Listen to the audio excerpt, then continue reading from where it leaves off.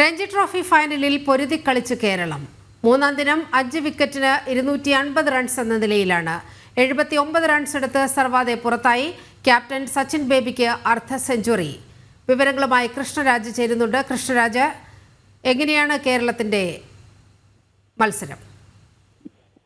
നീലിമ 6 wicket നഷ്ടത്തിൽ 298 എന്ന നിലയിലാണ് കേരളം. അതായത് സാധ്യത ഇപ്പോഴും കേരളത്തിന് തന്നെയാണ് ഒന്നാം ഇന്നിംഗ്സ് ലീഡ് നേടാൻ. അതിനൊരു പ്രധാന കാരണം ക്യാപ്റ്റൻ സച്ചിൻ ബേബി 82 റൺസുമായി ക്രീസിലുണ്ട് എന്നതാണ്.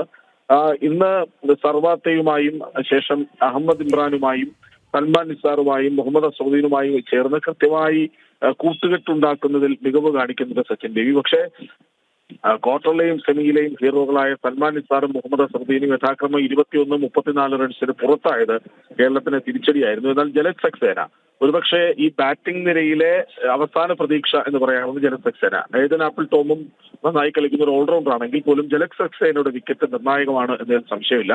ഇപ്പോൾ സച്ചിൻ ബേബിയും ജലജ് സക്സേനയുമാണ് ക്രീസിൽ. 82 റൺസോടെ സച്ചിൻ ബേബി, 11 റൺസോടെ ജലജ് സക്സേന. ഈ കൂട്ടുകെട്ട് എത്ര നേരം തുടരും എന്നതിനെ ആശ്രയിച്ചായിരിക്കും കേരളത്തിന്റെ ലീഡ് നേടാനുള്ള പ്രതീക്ഷകൾ. ഇനി 81 റൺസ് മാത്രം മതിയാകും കേരളത്തിന് വിദർഭയെ മറികടന്ന് ഒന്നാം ഇന്നിംഗ്സ് ലീഡ് നേടാൻ. കാരണം നിർണായകമായ ഒന്നാം ഇന്നിംഗ്സ് ലീഡ് എന്ന് പറയണം. പക്ഷേ മത്സരഫലം ഉണ്ടാകാൻ സാധ്യതയില്ലെന്നത് പറയാനും വയ്യ. കാരണം ഇനിയും 2 ദിവസം മത്സരങ്ങൾ അവശേഷിക്കുന്നുണ്ട്, 2 ദിവസത്തെ കളി അവശേഷിക്കുന്നുണ്ട്. സ്വാഭാവികമായും നന്നായി ടേൺ ചെയ്യുന്ന പിച്ചായി മാറുന്നുണ്ട്, ഫാസ്റ്റ് ബോളർമാരെയും സഹായിക്കുന്നു. അങ്ങനെയെങ്കിൽ വരുന്ന 2 ദിവസങ്ങൾ മത്സരഫലം ഉണ്ടാകാനുള്ള സാധ്യതയുണ്ട്. പക്ഷേ നിർണായകമാണ് ഒന്നാം ഇന്നിംഗ്സ് ലീഡ് എന്നിരിക്കെ ഇനി 80 റൺസ് കൂടി വേണം കേരളത്തിന് ആ നിർണായകമായ ലീഡിലേക്ക് എത്താൻ. നീലിമ, ശരി.